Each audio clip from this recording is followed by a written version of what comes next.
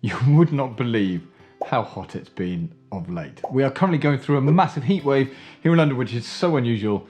It's pretty much distracting me from everything that's going on. So forgive me if I'm sweating. But that aside, as an employee, having the freedom to decide how to get your work done is great.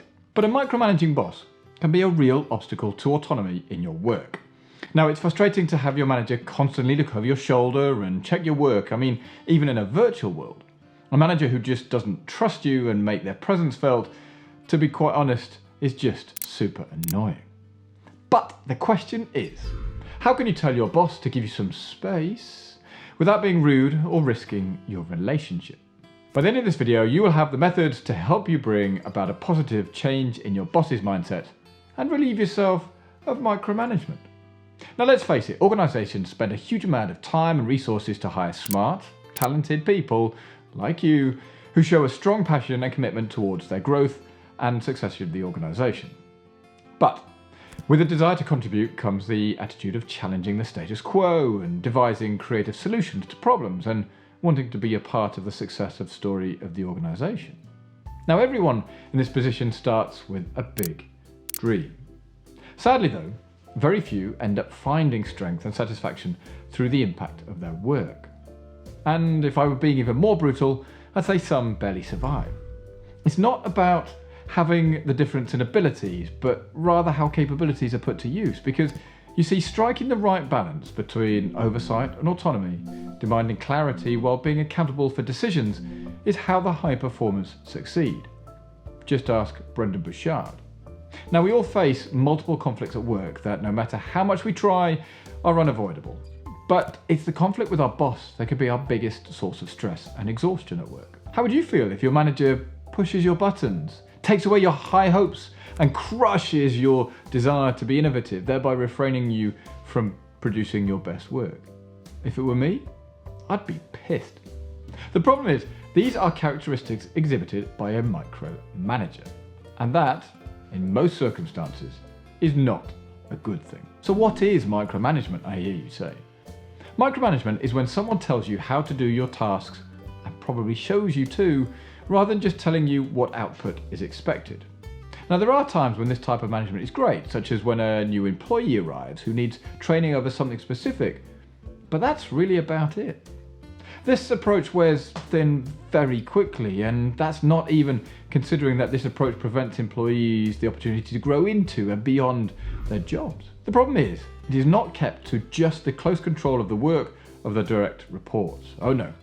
This type of management highlights a manager's difficulty in entrusting work to other team members. Yeah, that's not good news. Because such managers don't trust you to do the task right, which in turn undermines you, as I'm willing to bet you were brought in as an expert to do a specific job. Now, the best example I can think of is if you have a pipe in your kitchen and it's leaked and you've got water going everywhere, chances are you call a plumber to fix it. What you don't do is you call a plumber and then tell them exactly what to do. I mean, this would be madness, as they are the expert. But that is exactly what happens. It's fair to say that this is not conducive to building trust in the workplace or making employees feel valued as members of the team. Quite simply, micromanagers are unwilling or unable to release control and let you own your work. They might hold unreasonably high standards, or you might unknowingly be giving them reasons to doubt your abilities. Bringing up micromanaging concerns may involve starting a difficult conversation, but addressing this common leadership challenge will create a more sustainable company culture in the long term. Now, this video is not designed to point fingers and say all micromanagers are shit, because that's not my style. Every manager has the opportunity to learn and grow, reflect and change, evolve and improve. But it takes an open, read growth, mindset, which may not be present if they are micromanaging. If you're not sure whether or not you have a micromanaging boss, here are some common signs to look out for. They have to know everything. They don't delegate. They ask for frequent updates. They discourage independent decision making.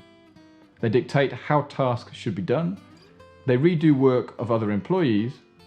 They don't show trust in their teams.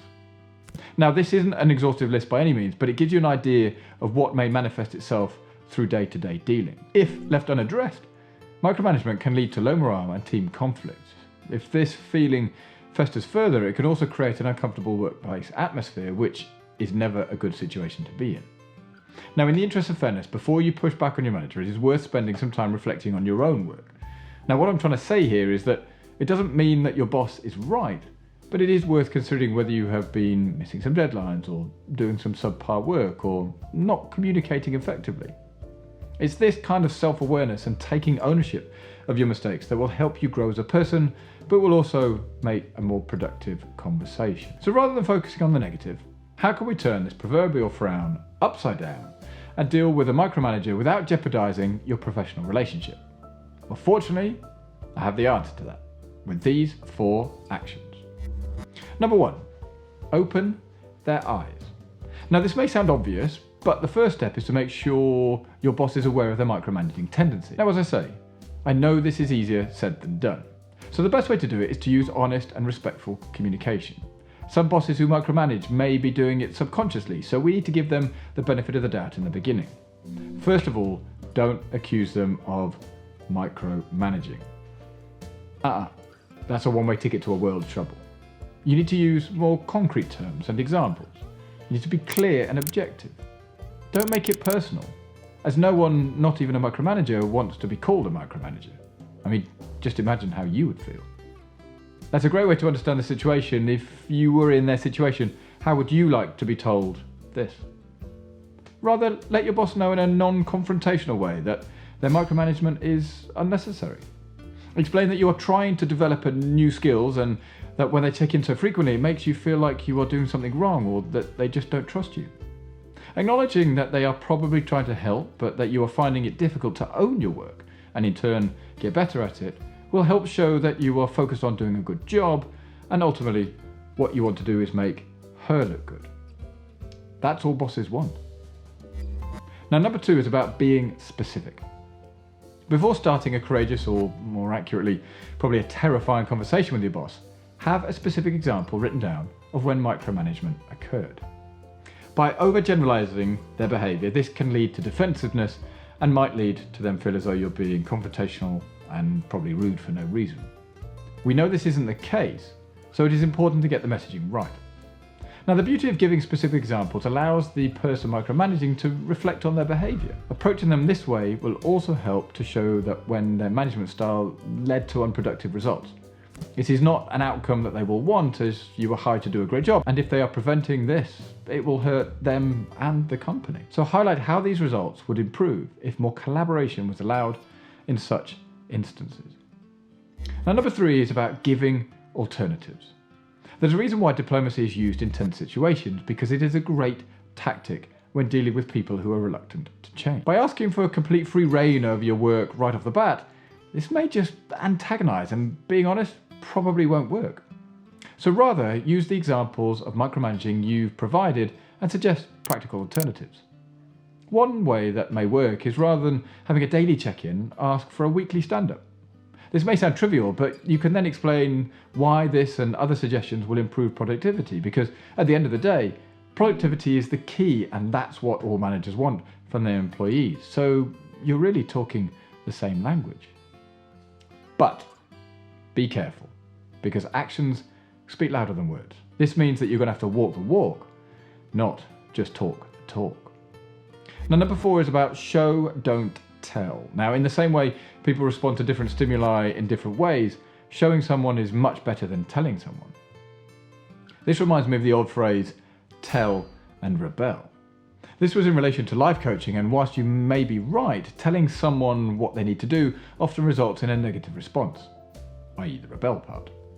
Whereas if you were to show them the action, this lands much better. And that's why sometimes the best way to change your boss's management style is to show them that you are capable of managing yourself. A key point here is that please make sure that when you are given more flexibility, you use it well. If you don't, you have just shot yourself in the foot, and it will be all your own doing. So ensure that you get your work done at the right level of quality and on time. This, please, as a minimum. I mean, in the end, the reason micromanagement happens is because that person wants to be in control. Letting go of something means being out of control, and that can sit uncomfortably with some. I approach life in aspects of what I can control and that which I can't. Yes, there are many factors which I can't, and those are the ones I need to let go of. I can't control what the weather will do tomorrow, so why worry? I can't control what my team member will write as code before it's written, so why worry? I can't control the absolute removal of all risks at the beginning of a project, so why worry? Micromanagers can end up feeling this way due to external factors, and this could be the situation, the environment, or ultimately the company. Whatever that is, by trying to understand the driving factor will help you understand the mentality of the micromanager. It is almost without exception that something will be driving this behavior that worries the micromanager. A looming deadline, a difficult client, a worry about their own performance. You can mitigate such management styles by doing what you can to show that the situation is in control without the need for them to seek it. This is called taking charge. Show you can be relied upon, dependable, and capable. This gives confidence in you and ultimately allows the micromanager to step back. This really is known as managing up. The adjusting of styles and preferences to suit your boss. I mean, if you do it well, you may discover that micromanagement decreases. Although it isn't enough to just do your tasks. You need to make sure that the people who are counting on you, i.e. your manager, know that you can be counted on to deliver what they need. Simple tricks include giving them updates before they've asked for them, sending regular emails, letting them know what you plan on getting done, or just highlighting something you know is important to them. Insecurity, a lack of trust, and fear are the most common driving factors behind micromanagement. None of these issues can be rectified overnight, but with clear, honest communication, they can all be alleviated. But the problem is you are unlikely to know if someone is a micromanager until you start working with that person, and you can't force that because it takes time. It is difficult to know before joining a new job about a micromanager unless you speak to a previous employee or a colleague who is willing to share this level of detail as part of the interview process.